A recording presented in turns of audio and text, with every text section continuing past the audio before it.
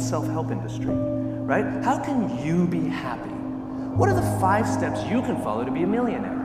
What are the 7 steps that you need to get the career that you want?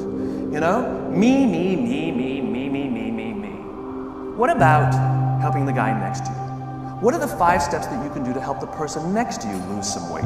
What are the 7 steps that you can follow to help the person next to you find the job that they want? Do you know how we get fulfillment?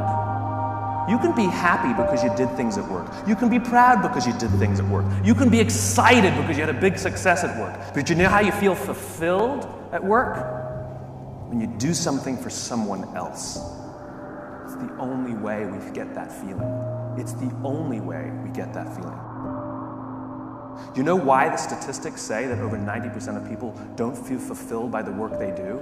It's not because of the job, it's not because of the pay, it's not because of the benefits. It's because we don't help each other anymore. We sit in our cubes and we work. And anything that we turn to anybody is because we need something, we need to get something. And yet we don't put ourselves out there simply for no other reason than to help somebody else. You know what generosity is? Generosity is doing something for someone else expecting nothing in return. My lack of interest in complaining is so high, and when I watch what people complain about, it breaks my heart because they completely lack perspective. And I genuinely believe my happiness and optimism comes from my perspective.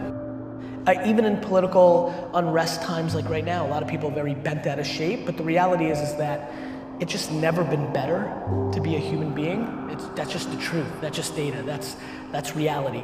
To me, life is broken down into complaining and not. So if you're not complaining, well then I have no advice for you. There's so many people that are talking about how big of an entrepreneur they're gonna be and how much they're gonna achieve, and they don't work on weekends. And I think the way people look at the world right now, because it's such an incredible time, is actually the quickest tell to who they are. If you think it sucks or it's bad, you have losing, pessimistic DNA. And if you think it's awesome and phenomenal, you have optimistic, winning DNA. And I believe that to be true. And so that's where we're at.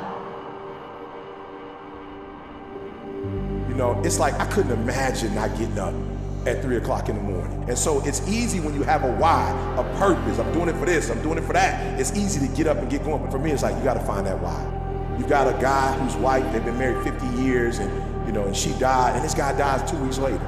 How did you get through? Like, he got through cancer. You know, he made it through cancer, but his wife dies and he dies a week or 2 later. Why did he get through cancer? Because he was doing it for her. But once she died, that was his whole reason for living, his whole reason for existing. And when that why died, he was like, it's over for me. I just think that why is so important. And if your why is a car, well, you're talking 2015 gets old, what, in 2020? But when you have that why, that thing pushes you. You're doing it for cancer, for your mom. But I don't see pressure as negative. I see pressure as it creates diamonds. Without it, no one could be great.